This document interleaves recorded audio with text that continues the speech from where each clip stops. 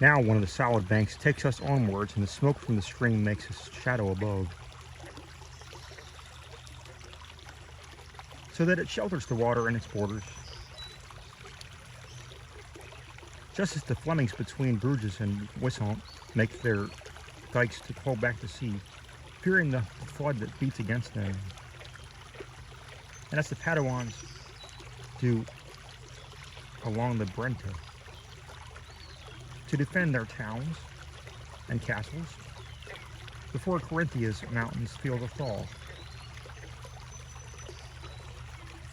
So those banks were similarly formed, though their creator, whoever it might be, made them neither as high nor as deep.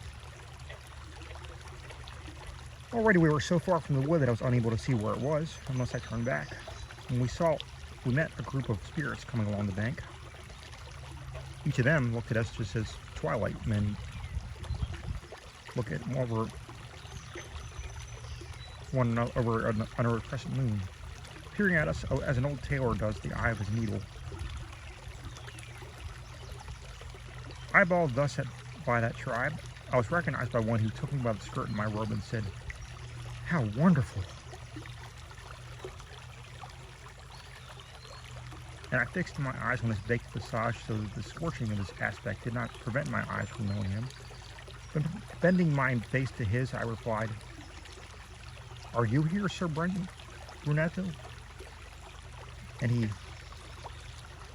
"Oh, my son, do not be displeased if Brunetto Latini tarries a while with you and lets the crowd pass by."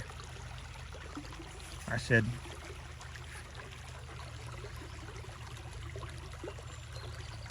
"I ask you with all my strength, and if you want me to sit with you, I will, if it pleases you, him there whom I go with."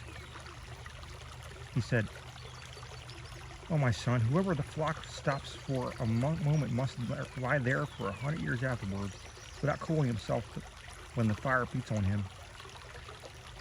So go on, I will follow at your heels, and then I will rejoin my crew again, who go mourning at their eternal loss."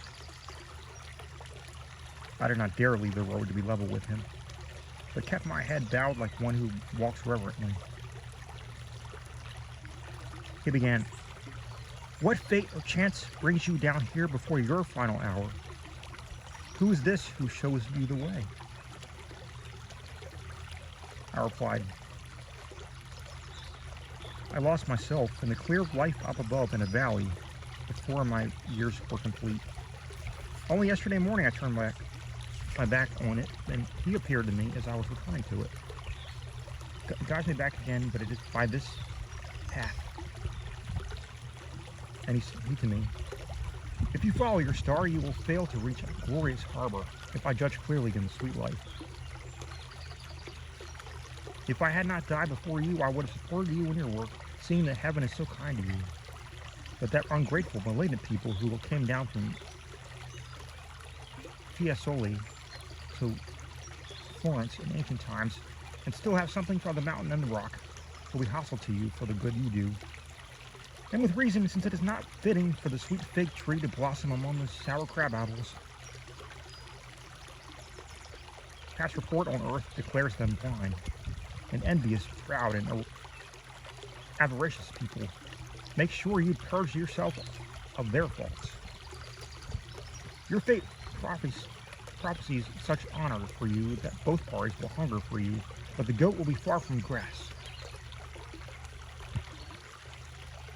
Let that herd from Fiesole make manure of themselves, but not touch the plant in which the sacred seed of those Romans revives.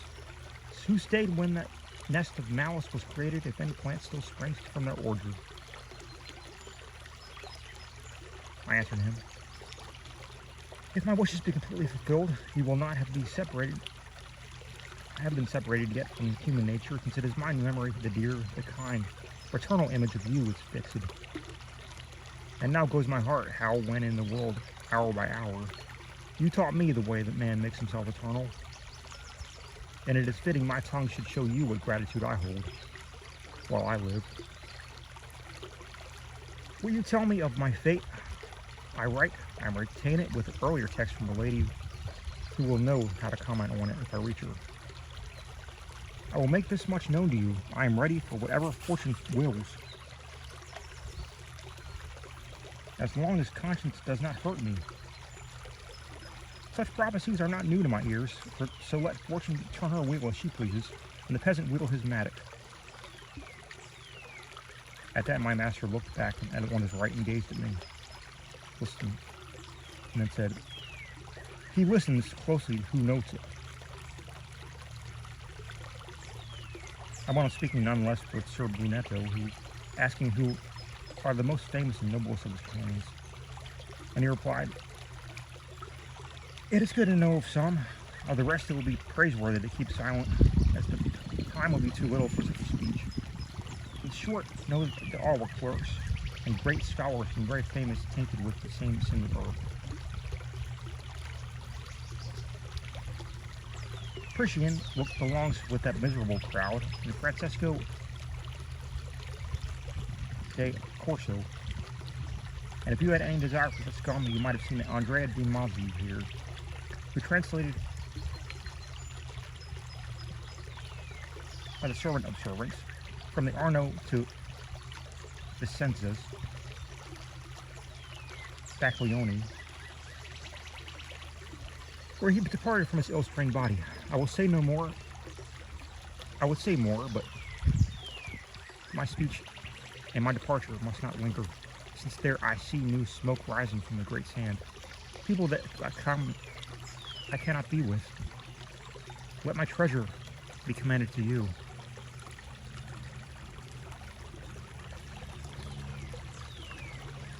In which I still live, more I ask not.